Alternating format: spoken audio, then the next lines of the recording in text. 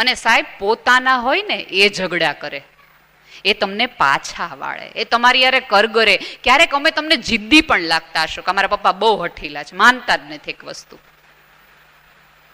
પણ અમારું રૂવાડું છો તમે.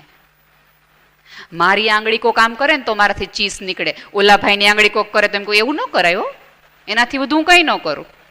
અને એ ભાઈને મારે વેર હોય તો ભલે વાળો વાળો. જે તમારા ફ્રેન્ડ્સ, જે તમારા લોકો તમારી ખોટી સલાહો, તમારી ખોટી ઈચ્છાઓમાં જો તમને બકઅપ કરતા હોય તો ટ્રસ્ટ મી, તમારા પોતાના નથી, બાકી બધું જ છે. સહેજ તો સિગરેટ પી, મજા આવશે. અરે યાર, હાવ તું આઉટડેટેડ છે. અને છોકરીઓ માટે શું કે ખબર છે? જામનગરથી ધારો કે તમે મુંબઈ જાઓ તો મુંબઈની કે કોઈ પણ છોકરી તમને એમ કે તું વિલેજમાંથી આવી છો એટલે તને આની મજા નહીં શકે, એટલે તમારા ઈગો ઉપર ઘા કરે. એટલે તમને એમ થાય કે ઈગો માટે તો એક સિગરેટ તો પી જ લેવી છે. ક્યારેક વ્યસન માત્ર ને માત્ર દેખાદેખીમાં જ લોકો આવ્યા, અને જેને જેને વ્યસન છે દરેકને પૂછી જુઓ કે એમને મન નહોતું થયું, એ માત્ર દેખાદેખીમાં જ આ ગલીમાં પ્રવેશ્યા હતા અને પછી પાછા વળી નથી શક્યા. જો તમારા મમ્મી પપ્પા ક્યારેક તમને રોકતા હોય, ટોકતા હોય, અમને ખબર જ છે કે તમે ટોકની ટિકટોકની જનરેશન છો, પણ તોય ઓલું જીવ એટલો બળે છે ને સાહેબ, ઊંઘ એટલે નથી આવતી. તમારું રાત્રે મોડું આવવાથી અમને ખબર છે કે તમે એટલા સ્વતંત્ર છો, તમને એટલી બધી જીવનની સમજ છે કે તમને ખબર જ હોય કે રાત્રે મોડું હોય તો શું તકલીફો થાય, પણ તોય એક માને ઊંઘ ન જાવે. કારણ કે એને ખબર છે કે જો એકવાર પડ્યા તો આ સમાજ ઊભો થવાની તમને મદદ કરતો નથી.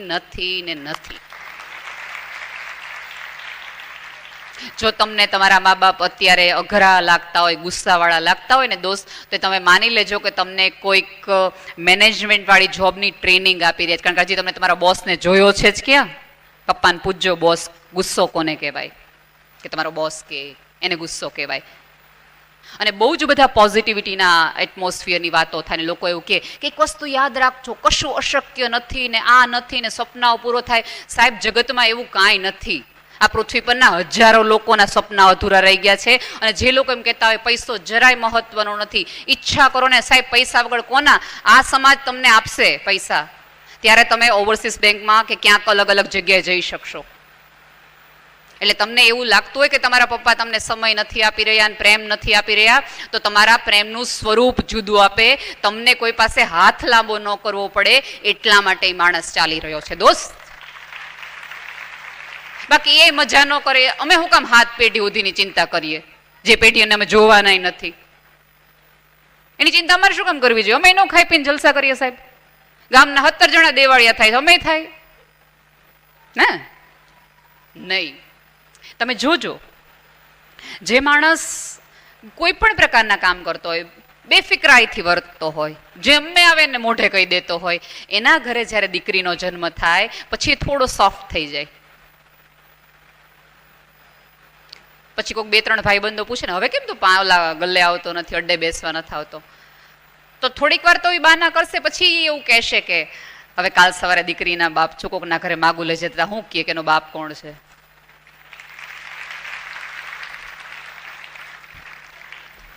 નો, અમે તમારી માટે બદલાણા. અમે મારી કથાનું વેણ બદલાવી નાખ્યું દોસ્ત. પ્લીઝ અમુક ગેરસમજણોમાંથી બહાર આવી જાઓ, 2 હાથ ને ત્રીજું માથું, કે તમારા મમ્મી પપ્પા તમને સમજતા નથી, તમને પ્રેમ નથી કરતા. સાહેબ, તમારા પ્રેમને કારણે તો એના કેટલા બધા પ્રેમને એને જતા કર્યા છે, કેટલી બધી ઈચ્છાઓને મૂકી દીધી છે. અને મમ્મી પપ્પાઓને હવે હું થોડુંક કહું કે જેમ મેં અગાઉ કીધું એમ કે એને સફળતા નહીં, એને સાર્થકતા જીવનની શીખવું. આપણી પ્રોબ્લેમ ક્યાં થાય છે ખબર છે? જ્યારે કોઈ વ્યક્તિ સફળ થાય છે ને ત્યારે આપણે એના સફળતાના વખાણ કરીએ છીએ. તમારી સંતાનના સફળતાના વખાણ ક્યારેય ન કરો, તમારા સંતાનના સંઘર્ષના વખાણ કરો કે બેટા તે બહુ સરસ મહેનત કરી, તે બહુ સરસ ઉજાગરા કરીને માર્ક્સ તું લાવી, તને બહુ સરસ માર્ક્સ આવ્યા એવી રીતે નહીં, તું પહેલો નંબર આવ્યો એમ નહીં, કારણ કે આજે પહેલો નંબર આવ્યો છે, કાલ પહેલો નંબર નહીં આવે. પણ એક વખત એને નશો મહેનતના એપ્રિશિએશન નો મળ્યો તો એને 10 વખત ફરીવાર મહેનત કરવાની ઈચ્છા થશે, કારણ કે દરેક વખતે તમે એ જ કહેવાનું છે કે બેટા બહુ સરસ મહેનત કરી. ક્યારેક જીવન છે એવું થાય.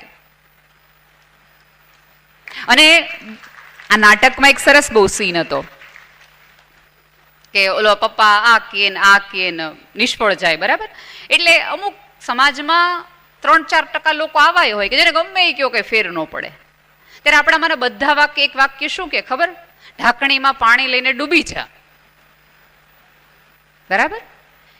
એટલે જે બીજી પેઢી આ સાંભળી રહી છે એને એવું થાય કે નિષ્ફળ જઈએ તો મરવા સિવાય બીજો કોઈ ઉપાય નથી. તે કામ કરો ને, આપણે પાર્ટિસિપેટ જ નથી કરવું, આ કામ મરવાનું જ કરો. ક્યાંક સુસાઇડ તરફ આપણે આપણા સંતાનોને આપણે જ લઈ જઈએ છીએ. આપણી વધુ પડતી અપેક્ષાઓના કારણે એના કોમળ ખભાઓ એ ઝીલી નથી શકતા, એટલે તૂટવાના બદલે મરવાનું પસંદ કરે છે. આપણે આપણા બાળકમાં એ શ્રદ્ધા રોપવાની છે, એ પ્રેમ રોપવાનો છે કે દોસ્ત આ જગત આખું તને ફેંકી દે, તું 1000 વખત તૂટ, તું 1000 વખત પડ, આ જગતના તમામ બારણાઓ બંધ થાય પણ તોય તારા બાપના દરવાજા તારી માટે ખુલ્લા છે. એને ટ્રસ્ટ મી, આ સંતાનોને નહીં, આ પૃથ્વી પર કોઈ પણને જીતવાનો એક જ ઉપાય છે, બેહદ બિનશરતી પ્રેમ. બાકી કોઈ નહીં, એક પણ વસ્તુ નહીં.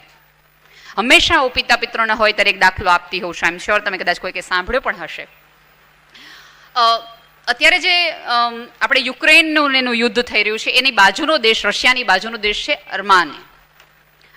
એ દેશમાં 83માં એક બહુ જ મોટો ભયાનક ધરતીકંપ આવે છે. ધરતીકંપના ન્યૂઝ પહેલા નહીં, હું તમને એક સીન કહું. એક બાપ દીકરો એકલા ઘરમાં રહેતા હતા. છોકરાની સ્કૂલનો સમય થઈ ગયો હતો અને છોકરો એમ રિપીટેડલી એના પપ્પાને કે આજ મારે સ્કૂલે નથી જાવું, ઉઠાડ્યો ને ત્યાંથી.